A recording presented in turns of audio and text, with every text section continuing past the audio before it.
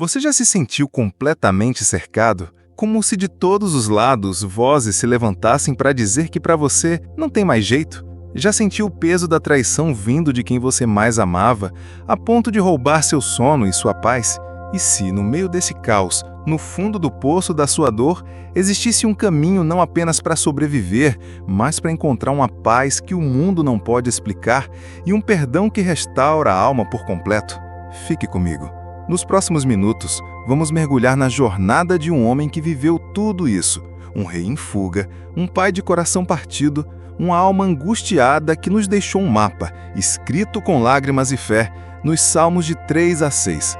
E no final, faremos juntos uma oração poderosa baseada nessa jornada para entregar as nossas próprias batalhas a Deus. Você não vai querer perder. Bem-vindo e bem-vinda ao canal Refúgio dos Salmos. Aqui, nós não apenas lemos as Escrituras, nós as respiramos, buscando encontrar nelas o eco das nossas próprias vidas, a consolação para as nossas dores e a força para as nossas lutas. O tema de hoje é uma jornada visceral, uma travessia que todos nós, em algum momento, enfrentamos de uma forma ou de outra. A jornada da adversidade esmagadora até a restauração pela misericórdia divina. Vamos caminhar lado a lado com Davi, o gigante da fé, mas que aqui se revela em sua mais profunda vulnerabilidade. A nossa análise não será superficial. Iremos descer às profundezas de cada versículo, explorando o contexto histórico, a agonia emocional e, principalmente, a faísca de fé que se recusa a apagar mesmo no meio da mais densa escuridão. Muitas vezes, ao olharmos para figuras bíblicas como Davi, vemos apenas o rei vitorioso, o matador de gigantes, o homem segundo o coração de Deus. Mas esquecemos que esse mesmo coração foi estilhaçado pela traição, esmagado pela perseguição e atormentado pela culpa. O Salmo 3 nos apresenta um Davi em seu ponto mais baixo, fugindo de seu próprio filho, Absalão, que usurpou seu trono e agora caça a sua vida. Imagine a cena, o rei aclamado, agora um fugitivo, dormindo ao relento, ouvindo os sussurros de seus inimigos e, pior, de sua própria dúvida, ecoando que até Deus o abandonou. É nesse cenário de desolação total que a nossa jornada começa. Não é uma história sobre um herói perfeito, mas sobre um ser humano falho e ferido que descobre que a sua verdadeira força não reside em seu trono, em seu exército ou em sua reputação, mas em sua capacidade de, mesmo com a voz embargada pelo choro, clamar: Senhor. Esse estudo, portanto, é um convite para você que se sente perdido, traído, ansioso ou culpado. É um lembrete de que não há abismo tão profundo que a graça de Deus não possa alcançar. Vamos desvendar como a confiança de Davi, em meio à perseguição no Salmo 3, evolui para uma paz inexplicável no Salmo 4, se transforma em uma busca por justiça e alinhamento pela manhã no Salmo 5, e culmina em um clamor desesperado por misericórdia e perdão no Salmo 6, revelando um ciclo completo de relacionamento com Deus, da angústia à adoração, da queixa à confiança, do pecado ao perdão. Prepare o seu coração, pois esta não é apenas a história de Davi, é a nossa história. Vamos mergulhar de cabeça no Salmo 3, um salmo que carrega no seu título a sua própria história. Salmo de Davi, quando fugiu de Absalão, seu filho. Não podemos subestimar o peso dessas palavras. Isso não é um inimigo estrangeiro, um filisteu desconhecido. É Absalão, o filho amado, conhecido por sua beleza estonteante, seus longos cabelos, seu carisma. O filho que Davi perdoou mesmo depois de um assassinato.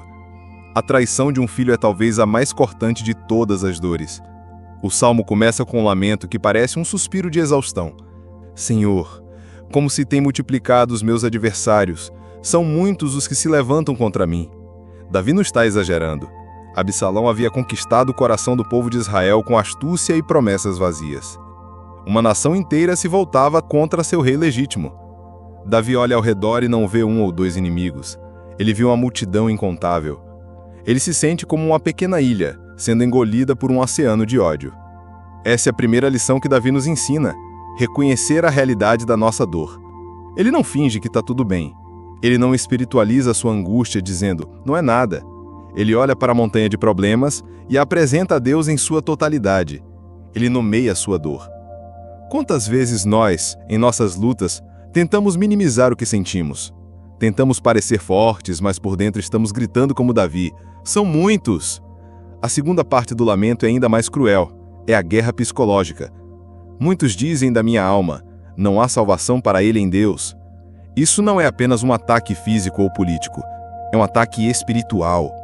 Seus inimigos não estão apenas dizendo, vamos derrotá-lo. Eles estão dizendo, Deus o abandonou. Ele pecou tanto, ele falhou tanto, que nem mesmo seu Deus pode ou quer salvá-lo agora. Essa é a mentira mais devastadora que o inimigo pode sussurrar em nossos ouvidos durante uma crise. É a voz que nos isola, que nos faz questionar tudo o que já acreditamos. Davi está ouvindo isso de seus conselheiros, de seus soldados, talvez até da sua própria consciência. A dor da traição de Absalão, somada ao peso da opinião pública e ao veneno da dúvida espiritual, cria uma tempestade perfeita de desespero.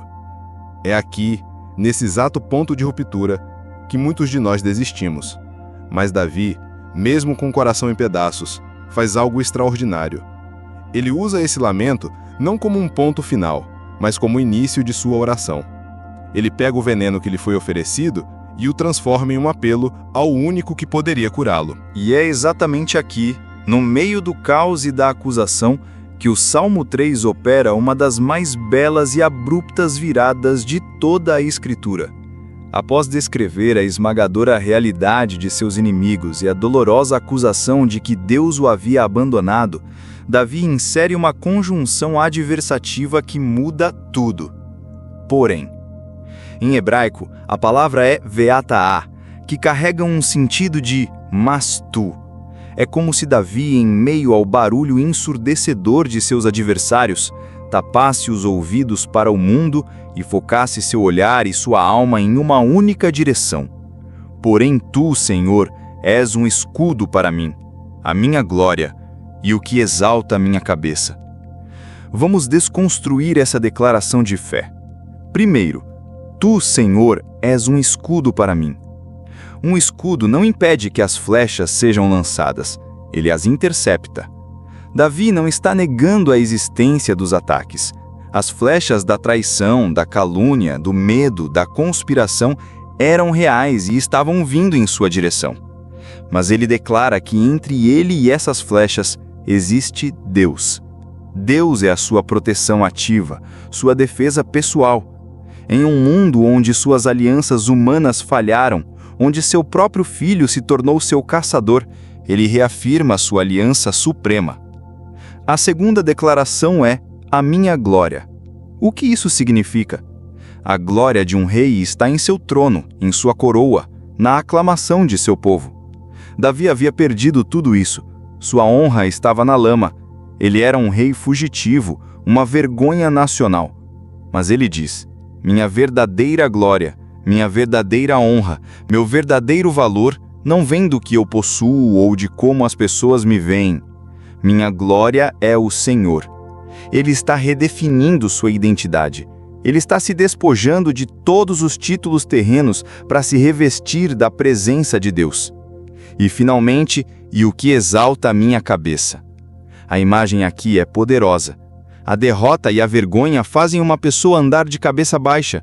O peso da tristeza curva nossos ombros. Davi estava física e emocionalmente abatido, mas ele declara que é Deus quem, com suas próprias mãos, vem por baixo de seu queixo e levanta sua cabeça, fazendo-o olhar para cima, para a esperança, para a vitória. É um ato de restauração da dignidade. Deus não apenas o protege com o escudo, mas restaura sua honra e sua postura. E como Davi ativa essa fé? O versículo 4 nos dá a resposta. Com a minha voz clamei ao Senhor, e ouviu-me desde o seu santo monte. A fé de Davi não era passiva, era uma fé vocal, um grito de socorro que atravessou a distância entre o deserto da Judéia e o Monte Sião, o lugar de habitação de Deus. Ele não murmurou, ele clamou, e nesse clamor ele encontrou a certeza da resposta. A consequência direta dessa declaração de fé e desse clamor a Deus se manifesta de uma forma surpreendente, quase ilógica, nos versículos 5 e 6 do Salmo 3. Davi, um rei fugitivo, caçado por um exército liderado por seu próprio filho, dormindo ao relento com um punhado de homens leais, faz uma das afirmações mais contra-intuitivas de toda a Bíblia. Eu me deitei e dormi. Acordei porque o Senhor me sustentou. Pense nisso por um instante. Quem consegue dormir em paz em meio a uma crise dessas? O sono é a primeira vítima da ansiedade, da preocupação e do medo. A noite é o momento em que os nossos demônios internos parecem gritar mais alto. As preocupações que conseguimos gerenciar durante o dia se tornam monstros gigantescos na escuridão. Davi tinha todos os motivos para passar a noite em claro, rolando de um lado para o outro, traçando estratégias, lamentando sua sorte e temendo o ataque surpresa do amanhecer. Mas ele dorme. E não apenas cochila, ele dorme um sono profundo e restaurador, a ponto de poder dizer: eu dormi, e depois eu acordei. Isso não é um ato de negligência ou de negação da realidade. É o fruto sobrenatural da confiança. Ao entregar sua batalha a Deus, ao declarar que o Senhor era seu escudo, Davi transferiu o fardo de seus ombros para os ombros do Todo-Poderoso. Ele fez o que Jesus nos convidaria a fazer séculos depois. Lançai sobre ele toda a vossa ansiedade, porque ele tem cuidado de vós. O sono de Davi é um ato de adoração, uma demonstração prática de que sua fé não era apenas uma teoria bonita, mas uma realidade que acalmava sua alma a ponto de permitir o descanso físico. Ele se deitou com a certeza de que o escudo estava de vigília. E ao acordar, sua primeira conclusão não é: ufa, sobrevivi mais uma noite, mas sim: acordei, porque o Senhor me sustentou. Ele reconhece que cada respiração, cada batida do coração durante a noite, a própria segurança de abrir os olhos pela manhã, foi um presente direto da mão sustentadora de Deus. Essa experiência transformadora o enche de uma nova e ousada coragem, que ele expressa no versículo 6. Não temerei 10 milhares de pessoas que se puseram contra mim e me cercam. O número de inimigos não diminuiu. A ameaça não desapareceu. Objetivamente, a situação de Davi era a mesma, ou talvez até pior, mas algo mudou fundamentalmente dentro dele. A paz que ele experimentou no sono se tornou a coragem que ele veste ao acordar. Aquele que antes contava seus adversários com angústia, como se tem multiplicado, agora os encara com uma santa indiferença. Não temerei 10 milhares de pessoas. A confiança em Deus não elimina os problemas, mas redimensiona o nosso medo diante deles. Revigorado pelo sono da confiança e revestido da coragem que nasce da fé, Davi conclui o Salmo 3 não com uma defesa passiva, mas com um grito de guerra espiritual. A sua oração muda de tom mais uma vez. Deixou de ser um lamento, Senhor, como se multiplicam, passou a ser uma declaração de confiança. Tu, Senhor, és o meu escudo. E agora se torna uma petição fervorosa por intervenção divina. Levanta-te, Senhor, salva-me, Deus meu. Esta é a linguagem da aliança. Davi está invocando o Deus dos exércitos, o guerreiro divino que lutou por Israel no passado. Levanta-te, Senhor, é um eco do clamor de Moisés no deserto cada vez que a arca da aliança se movia para a batalha. Davi não está pedindo para que Deus simplesmente o proteja. Ele está pedindo para que Deus entre na luta e lhe dê a vitória. É um reconhecimento de que, embora ele tenha seus homens leais, sua única esperança real de salvação e restauração vem de uma ação direta de Deus. E então, ele fundamenta seu pedido em uma experiência passada, uma memória de livramentos anteriores. Pois feriste a todos os meus inimigos nos queixos, quebrantaste os dentes aos ímpios. Davi está lembrando a si mesmo e a Deus de vitórias passadas. Ele está dizendo: Senhor, tu já fizeste isso antes. Tu já me livraste de Saul, dos filisteus, de tantos outros. Tu tens um histórico de humilhar os soberbos e quebrar o poder daqueles que se opõem a ti. Faze-o de novo. Esta é uma poderosa estratégia de oração. Ancorar nossos pedidos atuais nas evidências da fidelidade de Deus no passado. Isso fortalece a nossa fé e nos lembra que o Deus a quem oramos hoje é o mesmo que já operou milagres em nossa vida. Finalmente, o Salmo se encerra com uma conclusão que eleva a oração de um pedido pessoal para uma declaração teológica universal. A salvação pertence ao Senhor. A tua bênção seja sobre o teu povo. Aqui, Davi, mesmo em sua angústia pessoal, não se esquece de sua identidade como rei e pastor de Israel. Ele entende que sua salvação pessoal está intrinsecamente ligada ao bem-estar de seu povo. Ele reconhece um princípio fundamental da fé. A salvação, em todas as suas formas, física, emocional, espiritual, não é uma conquista humana, mas uma prerrogativa divina. É algo que pertence ao Senhor. E ele conclui não pedindo bênção apenas para si mesmo, mas para toda a nação, incluindo, paradoxalmente, aqueles que agora o perseguiam. É um vislumbre do coração de um verdadeiro líder. E com esta nota de confiança estabelecida, a cena está pronta para mudar. O sol se põe no dia da crise e entramos na quietude da noite, onde uma nova conversa com Deus começará, dando início à jornada do Salmo 4. A transição do Salmo 3 para o Salmo 4 é como passar do calor da batalha para a quietude reflexiva do acampamento ao anoitecer. Se o Salmo 3 foi a oração da manhã de um homem em crise aguda, o Salmo 4 é a oração da noite de um homem que, embora ainda cercado por problemas, já encontrou um centro de paz em Deus. O tom é diferente, é menos desesperado e mais confiante, quase didático. O Salmo começa com um chamado que estabelece imediatamente o relacionamento íntimo e a base do apelo de Davi. Ouve-me quando eu clamo, ó Deus da minha justiça. A escolha do título Deus da minha justiça é crucial. Davi não está apenas apelando para um poder genérico. Ele está se dirigindo ao Deus que conhece sua causa, que é a fonte de sua vindicação.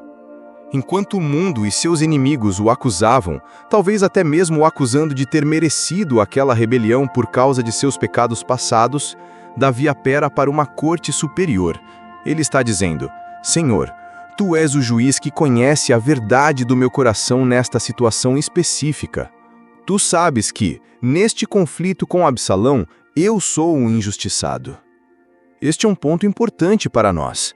Há momentos em que sofremos as consequências de nossos próprios erros, e para isso temos o Salmo 51. Mas há outros momentos em que somos alvo de injustiça, calúnia e perseguição imerecida. Nesses momentos, podemos clamar ao Deus da nossa justiça. Davi continua baseando sua confiança na experiência passada, assim como fez no Salmo 3. Na angústia me deste largueza. Ele se lembra de outras situações apertadas, outros becos sem saída onde Deus interveio e lhe deu largueza, espaço para respirar, uma saída, alívio. A palavra hebraica para largueza sugere a passagem de um lugar apertado e constrito para um lugar amplo e aberto. Ele está dizendo: Deus, Tu já me tiraste do aperto antes. Minha situação atual é apenas mais uma oportunidade para Tu fazeres o que sempre fazes. E então vem o pedido, agora mais sereno. Tem misericórdia de mim e ouve a minha oração. A urgência ainda está lá, mas a base da oração mudou. Não é mais apenas o grito de alguém que se afoga, mas o apelo confiante de um filho a um pai justo e misericordioso. Davi estabelece o fundamento de sua paz noturna, um relacionamento com um Deus que é tanto justo para vindicá-lo, quanto misericordioso para amá-lo, um Deus cujo histórico de fidelidade é a garantia de sua atenção presente. É a partir dessa base sólida que ele então se vira para se dirigir diretamente aos seus adversários. Depois de estabelecer sua conexão vertical com o Deus da sua justiça, Davi, com a autoridade renovada que essa conexão lhe confere, vira-se horizontalmente para confrontar seus detratores. Ele não fala mais sobre eles, mas para eles. O versículo 2 é uma repreensão direta e cheia de uma tristeza quase paternal. Ó filhos dos homens, até quando convertereis a minha glória em infâmia? Até quando amareis a vaidade e buscareis a mentira? Davi está expondo a natureza da rebelião contra ele. Eles pegaram sua glória, seu reinado divinamente instituído, sua honra, e a transformaram em infâmia, em vergonha. Ele os acusa de amar a vaidade, coisas vazias e fúteis, e de buscar a mentira. A rebelião de Absalão foi construída sobre uma campanha de desinformação, de promessas falsas e de carisma superficial. Davi está tentando chamá-los à razão, mostrando a futilidade da sua busca. É como se ele dissesse: vocês estão trocando a verdade sólida do reinado que Deus estabeleceu pela ilusão passageira de um líder carismático e de suas mentiras. Por quê? E então ele lhes dá a razão pela qual a empreitada deles está fadada ao fracasso. E esta é uma das declarações de segurança mais profundas da Bíblia. Sabei, pois, que o Senhor separou para si aquele que lhe é piedoso. O Senhor ouvirá quando eu clamar a ele. Davi não está se vangloriando de sua própria perfeição. A palavra hebraica para piedoso é Hazid, que se refere àquele que é objeto da Reset de Deus, sua aliança de amor, sua graça, sua lealdade. Davi está dizendo: entendam uma coisa fundamental. Não é sobre mim, é sobre a escolha soberana de Deus. O Senhor me separou, me escolheu para um propósito, e Ele tem um compromisso de aliança comigo. Por causa desse relacionamento, quando eu clamo, Ele me ouve. Ele está transferindo a base de sua segurança de seu próprio mérito para a fidelidade da aliança de Deus. Isso é revolucionário. Significa que nossa segurança em Deus não depende de sermos perfeitos, mas de pertencermos a Ele. Porque Deus o separou, o resultado final já está determinado. Seus inimigos estão lutando uma batalha perdida, não porque Davi é invencível, mas porque o Deus de Davi é fiel à sua própria escolha.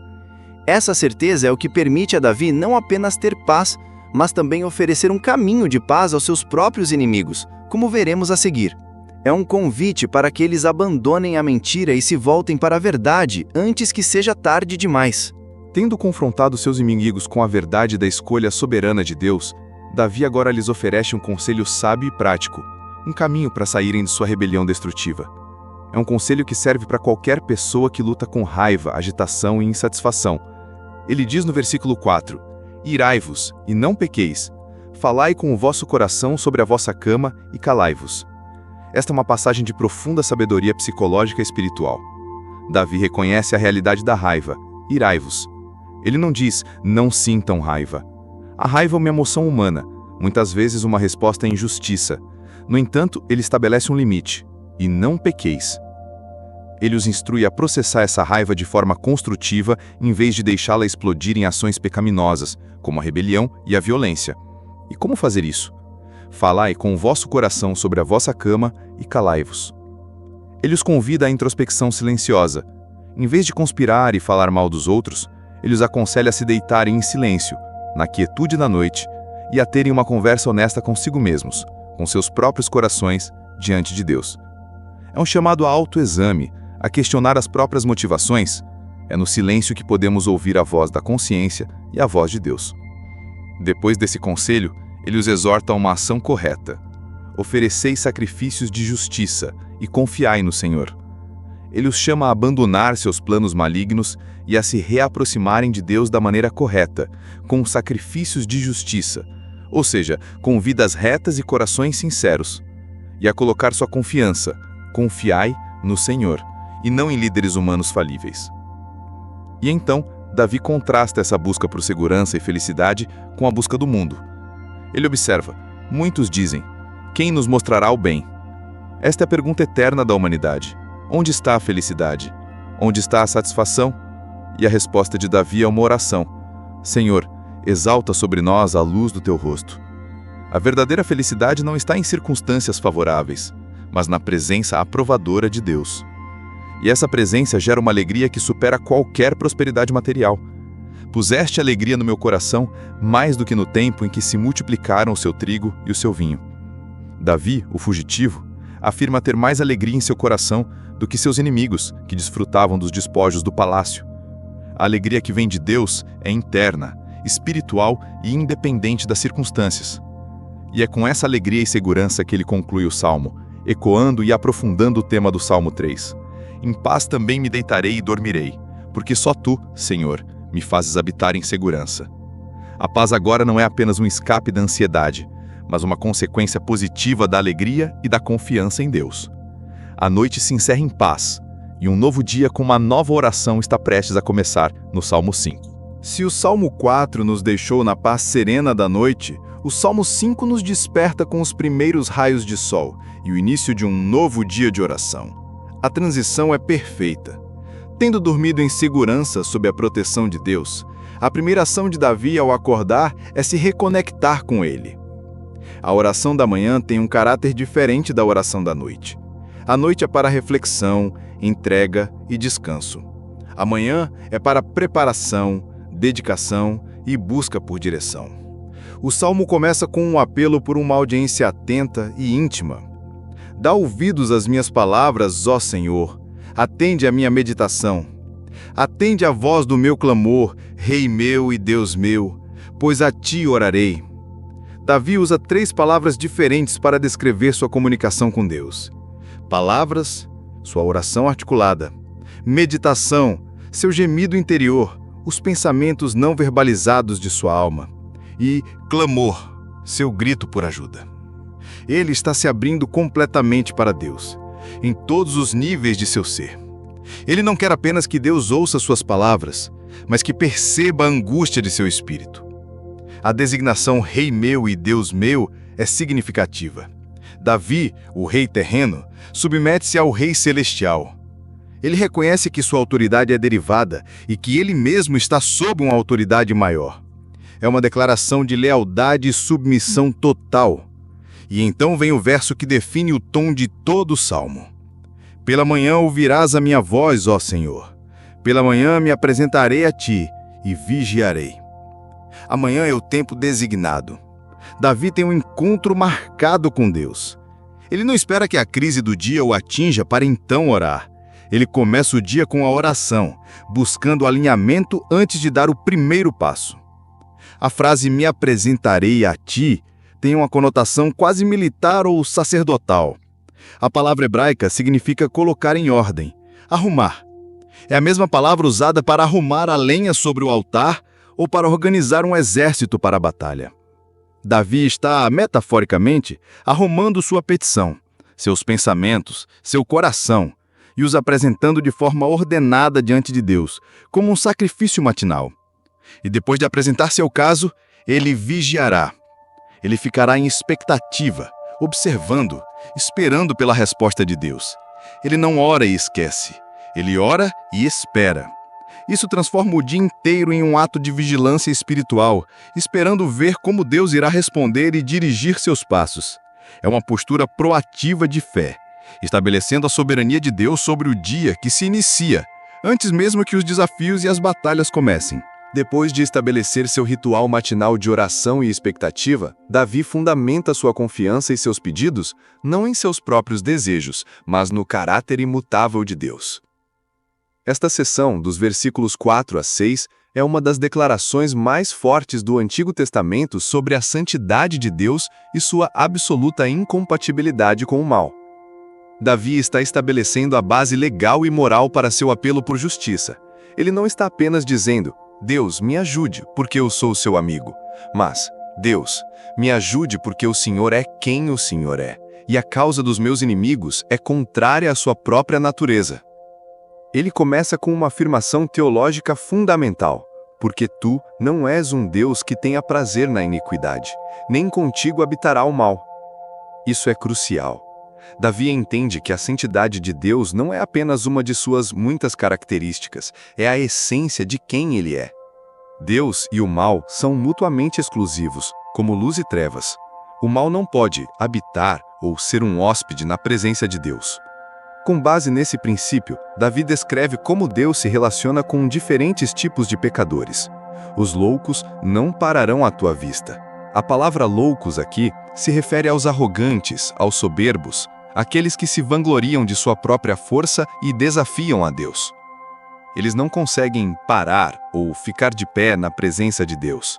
Sua santidade os expõe e os derruba. Em seguida, a afirmação se torna ainda mais forte: odeias a todos os que praticam a maldade. A palavra odiar aqui não deve ser entendida como uma emoção humana caprichosa, mas como a oposição santa e ativa de Deus a tudo que destrói e corrompe sua criação. É a rejeição total e deliberada do pecado e da rebelião.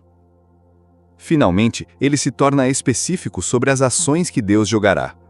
destruirás aqueles que proferem a mentira. O Senhor aborrecerá o homem sanguinário e fraudulento. Davi está descrevendo perfeitamente seus adversários na rebelião de Absalom. Eles eram mentirosos, enganaram o povo de Israel, fraudulentos, conspiraram em segredo e sanguinários, estavam caçando Davi para matá-lo. Ao descrever o caráter de seus inimigos, Davi está demonstrando que eles se colocaram em oposição direta ao caráter santo de Deus. Portanto, o pedido de Davi por livramento não é apenas um pedido pessoal, mas um pedido para que a própria natureza santa de Deus seja vindicada. Ele está alinhando sua causa com a causa de Deus, argumentando que uma vitória para seus inimigos seria uma afronta à santidade e à justiça divinas. É uma forma magistral de oração, que nos ensina a basear nossos pedidos naquilo que sabemos ser verdade sobre quem Deus é. Em total contraste com a descrição dos ímpios, que são rejeitados e destruídos pela santidade de Deus, Davi agora descreve o seu próprio acesso à presença divina. A transição é marcada, mais uma vez, por um "porém eu". Ele não se aproxima de Deus com base em sua própria justiça ou perfeição. Se o fizesse, também seria barrado. Em vez disso, ele revela o segredo do acesso. "Porém eu, pela grandeza da tua benignidade, entrarei em tua casa, e em teu temor me inclinarei para o teu santo templo." A porta de entrada não é o mérito, mas a grandeza da tua benignidade.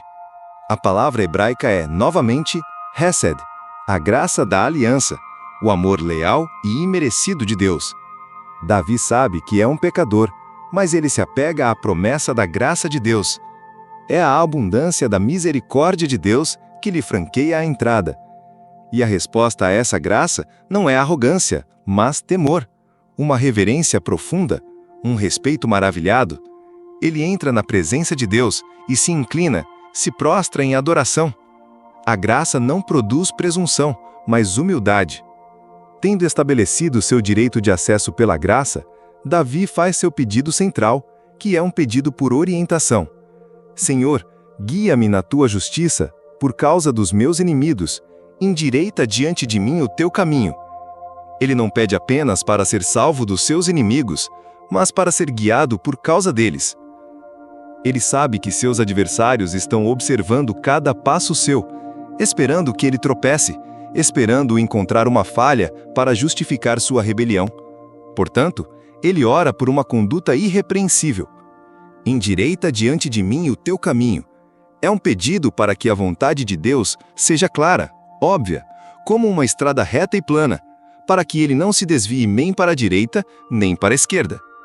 Ele quer viver de uma forma que não dê nenhuma munição aos seus críticos. Depois de orar por si mesmo, ele ora pelo julgamento de seus inimigos, não por vingança pessoal, mas como uma consequência natural de sua rebelião contra Deus. "Declara-os culpados, ó Deus. Caiam por suas próprias maquinações, porque se rebelaram contra ti." Note que o crime final é contra Deus.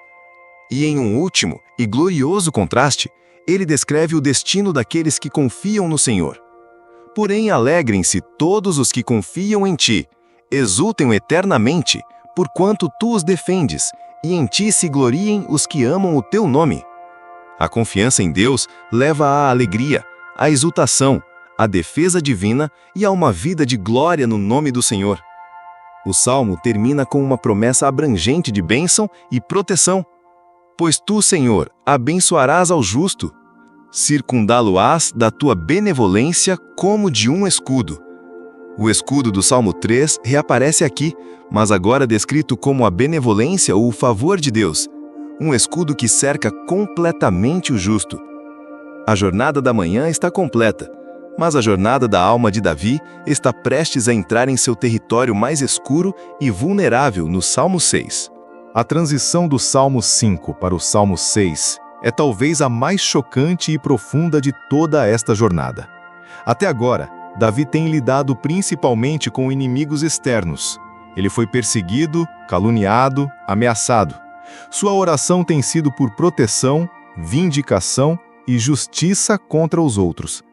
Mas no Salmo 6, o primeiro dos 7 salmos penitenciais, o foco se volta dramaticamente para dentro. O problema agora não é primariamente Absalão ou seus conspiradores.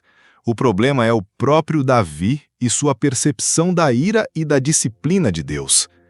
O inimigo agora parece ser o silêncio ou o peso da mão de Deus sobre sua própria alma. O salmo começa com um clamor que revela uma agonia completamente nova. Senhor, não me arguas na tua ira, nem me castigos no teu furor.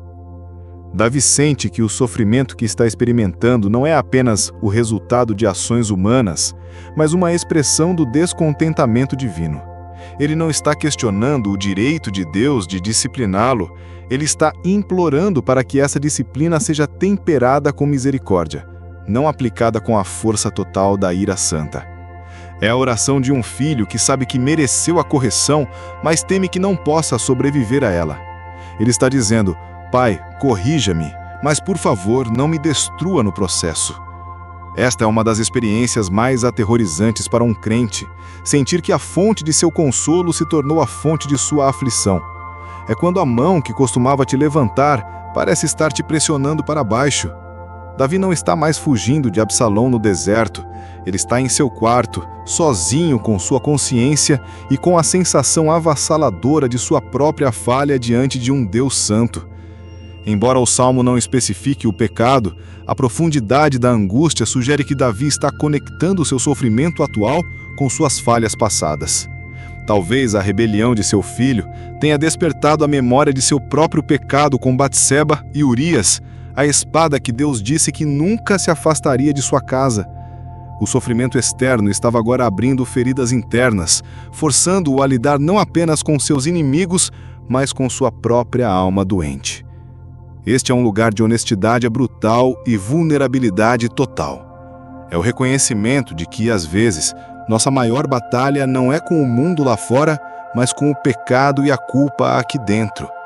E é neste lugar de quebrantamento que Davi começa sua busca não por justiça, mas por pura e simples misericórdia. A angústia de Davi no Salmo 6 é tão profunda que se manifesta fisicamente.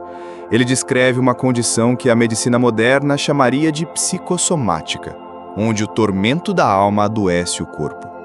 Seu lamento continua com um apelo que une o espiritual e o físico. Tem misericórdia de mim, Senhor, porque sou fraco. Sara-me, Senhor, porque os meus ossos estão perturbados. Primeiro, ele apela com base em sua fraqueza. Ele não diz, tenha misericórdia porque eu mereço, mas tenha misericórdia porque eu não aguento mais. É um reconhecimento de sua total incapacidade de lidar com a situação por conta própria.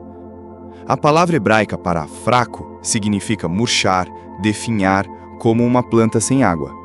Davi se sente esgotado, sem vida. Em seguida, ele pede cura. Sara-me, porque os meus ossos estão perturbados. Na antiga compreensão hebraica, os ossos representavam a parte mais profunda e estrutural do ser de uma pessoa. Uma perturbação nos ossos não era uma dor superficial, era um tremor no âmago de sua existência. A culpa, o medo da ira de Deus, a dor do sofrimento estavam literalmente abalando sua estrutura. Mas a dor física, por pior que seja, é apenas um sintoma do problema real, que ele revela no versículo 3. Até a minha alma está profundamente perturbada. Mas tu, Senhor, até quando? Aqui está o cerne da questão. Sua alma, sua nefesh, sua pessoa inteira está em um estado de terror e confusão. A perturbação não é apenas nos ossos, é em sua identidade, em seu relacionamento com Deus. E então ele lança a pergunta mais angustiante da fé. Até quando? É o grito de quem está no fundo do poço e não vê a luz. Até quando, Senhor, vais me deixar neste estado? Até quando tua face estará virada de mim? Até quando sentirei o peso da tua disciplina?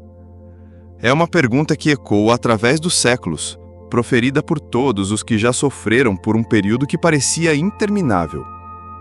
E então, sua oração se torna ainda mais ousada e teologicamente astuta nos versículos 4 e 5. Volta-te, Senhor, livra a minha alma, salva-me por tua benignidade. Porque na morte não há lembrança de ti. No sepulcro, quem te louvará? Davi apela para o próprio interesse de Deus. Ele diz, Senhor, volta-te para mim. Salva-me não por minha causa, mas por causa da tua resede, da tua aliança de amor. Se me deixares morrer neste estado de desespero, perderás um adorador. Os mortos não cantam teus louvores no Sheol, que é o lugar dos mortos. Mantenha-me vivo para que eu possa continuar a ser uma voz de louvor a ti na terra dos viventes. É um argumento desesperado, mas brilhante de alguém que se agarra a qualquer fio de esperança para invocar a misericórdia de Deus. Nos versículos 6 e 7, Davi nos leva ao ponto mais baixo de sua jornada emocional. Ele mergulha em uma descrição gráfica e hiperbólica de sua tristeza, pintando um quadro de desespero absoluto. Se antes ele descreveu a dor em seus ossos e alma, agora ele descreve a manifestação externa dessa dor em um dilúvio de lágrimas. Já estou cansado do meu gemido. A exaustão aqui não é apenas física, é emocional. Ele está cansado de sua própria tristeza, cansado de chorar, cansado de sofrer. É um estado de esgotamento total, o que hoje poderemos chamar de burnout emocional ou depressão profunda. A dor se tornou crônica, um fardo constante que ele não consegue mais carregar. E ele continua com uma imagem poderosa. Toda noite faço nadar a minha cama, molho o meu leito com as minhas lágrimas. Obviamente isso é uma hipérbole, uma figura de linguagem. Ele não está literalmente inundando seu quarto, mas ele está usando a linguagem mais forte possível para comunicar a imensidão de sua dor. Suas noites não são de descanso, como no Salmo 4, mas de tormento ininterrupto. A cama, que deveria ser um lugar de repouso e paz, tornou-se um lago de tristeza. Ele chora tanto que sente como se estivesse se afogando em suas próprias lágrimas. Cada noite é uma repetição desse ritual de sofrimento. A escuridão, ao invés de trazer o alívio do sono, apenas amplifica sua angústia. Então, ele descreve o efeito físico desse choro contínuo. Já os meus olhos estão consumidos pela mágoa e têm envelhecido por causa de todos os meus inimigos. Seus olhos, a janela da alma, estão consumidos, gastos, corroídos pela tristeza constante. Ele se sente envelhecido prematuramente, não pelos anos, mas pelo peso de sua aflição e pela pressão de seus inimigos. A mágoa o está desgastando, roubando sua vitalidade, seu brilho. Esta é a descrição de um homem que chegou ao fim de si mesmo. Ele não tem mais força, não tem mais respostas, não tem mais esperança em suas próprias capacidades. Ele está completamente quebrado, esvaziado de todo o recurso humano. E é precisamente aqui, neste ponto de fraqueza total, neste vale da sombra da morte emocional, que a luz da fé milagrosamente irrompe. É a prova de que o ponto de ruptura humana é muitas vezes o ponto de partida da intervenção divina. Quando admitimos que não podemos mais, abrimos a porta para que Deus mostre que Ele pode. Assim como no Salmo 3, o Salmo 6 apresenta uma virada repentina e dramática.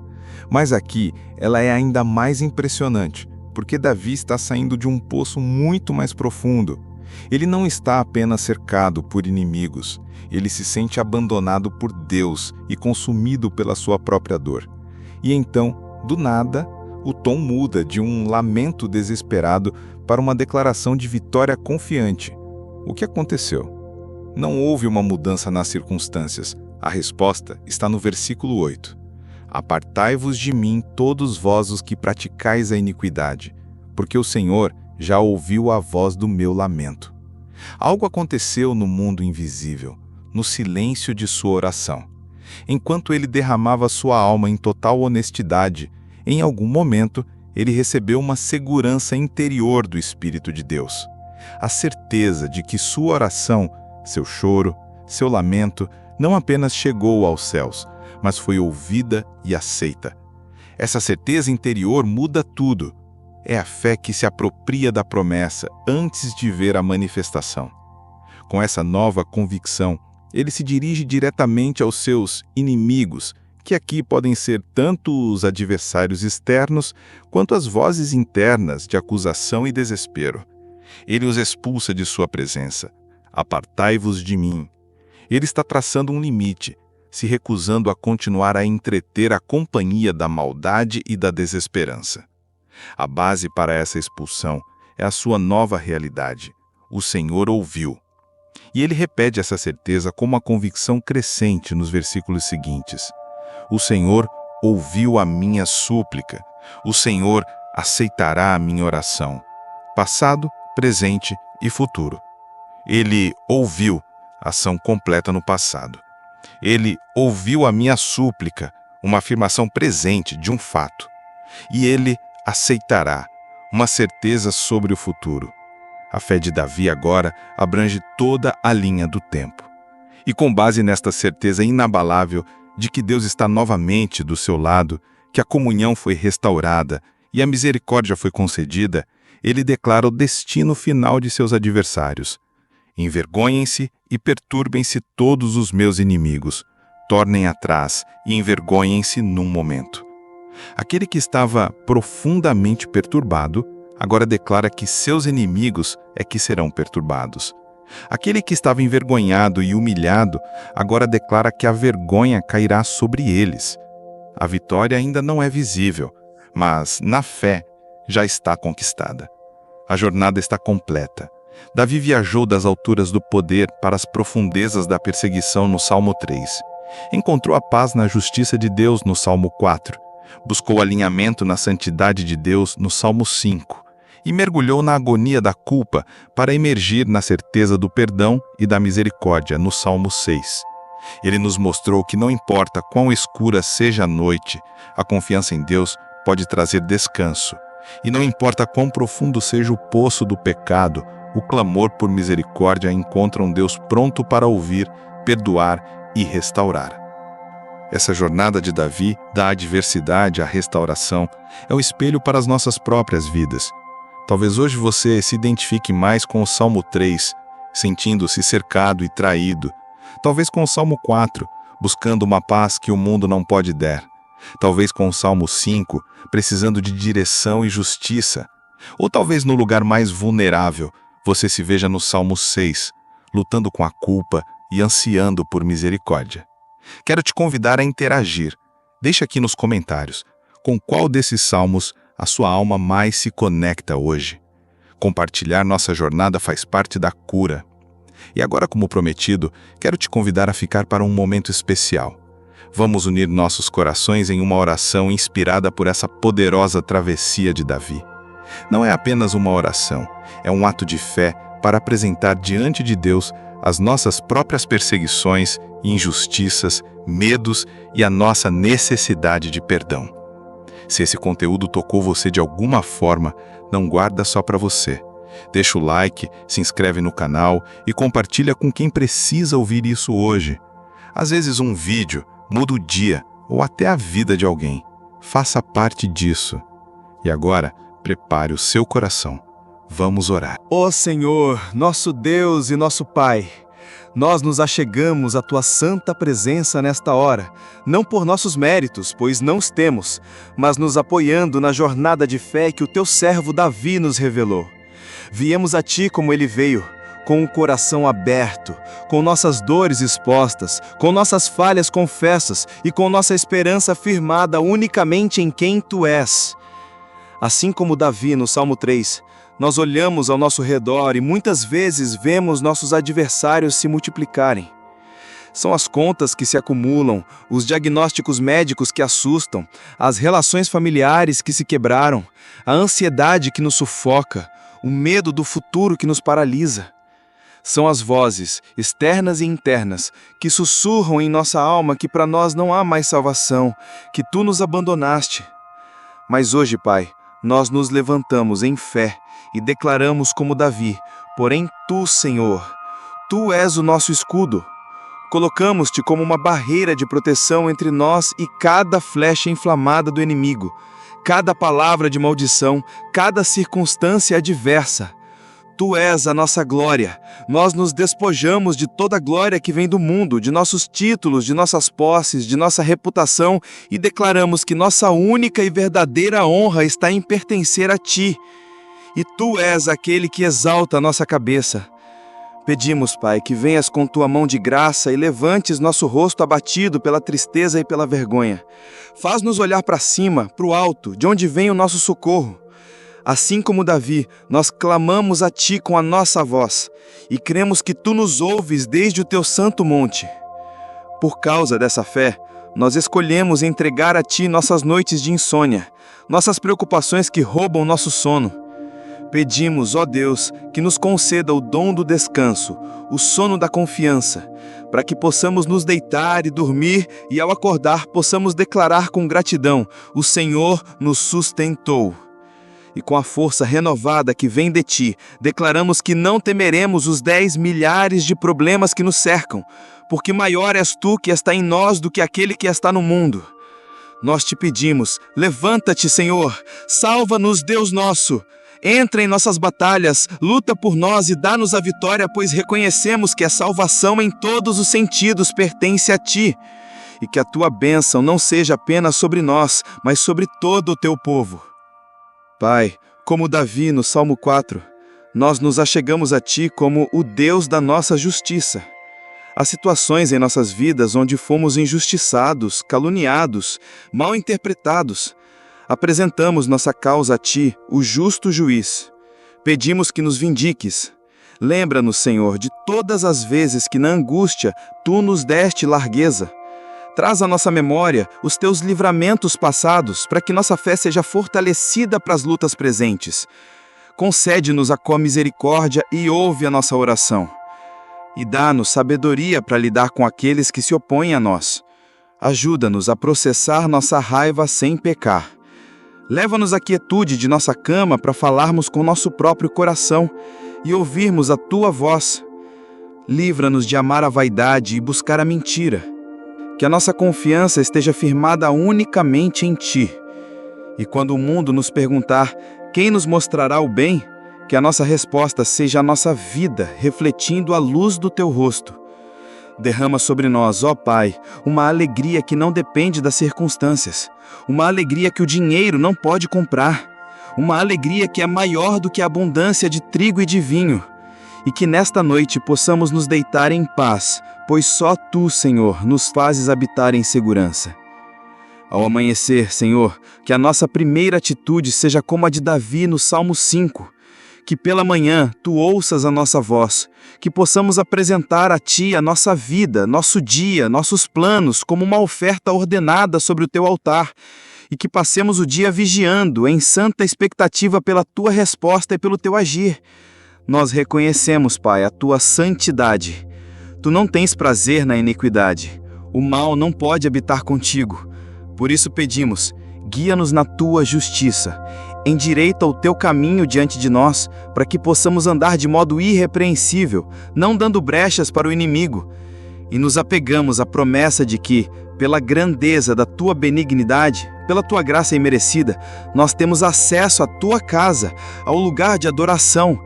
Que possamos nos curvar em temor e reverência, e que a Tua benevolência, o Teu favor nos cerque por todos os lados, como um escudo intransponível. E finalmente, ó Deus de toda a misericórdia, chegamos ao lugar mais profundo e mais honesto da nossa alma, o lugar do Salmo 6.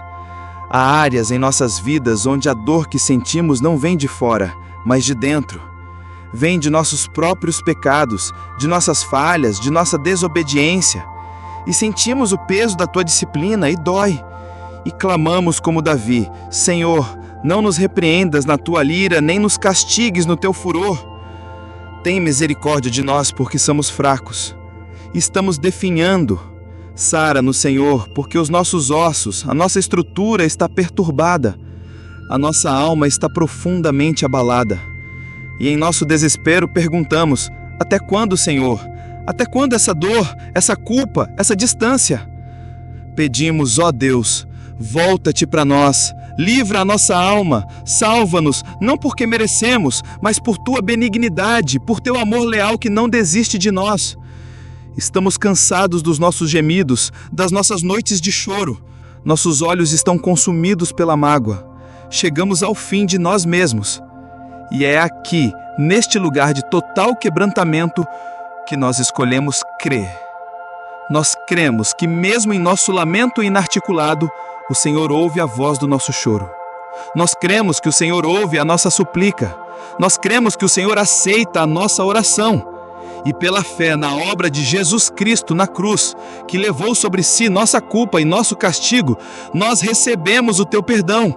E com essa certeza nós dizemos a toda voz de acusação, a todo espírito de depressão, a toda obra de iniquidade: apartai-vos de nós, porque o Senhor nos ouviu. A comunhão foi restaurada, a alegria está voltando, a paz está sendo restabelecida. Nós te agradecemos, Pai, por esta jornada. Obrigado por nos mostrar que não há situação tão desesperadora que a fé não possa transformar. E não há pecado tão profundo que a tua misericórdia não possa perdoar. Restaura-nos, cura-nos e levanta-nos para viver uma vida que te glorifica, em nome de Jesus, o nosso Salvador. Amém e amém.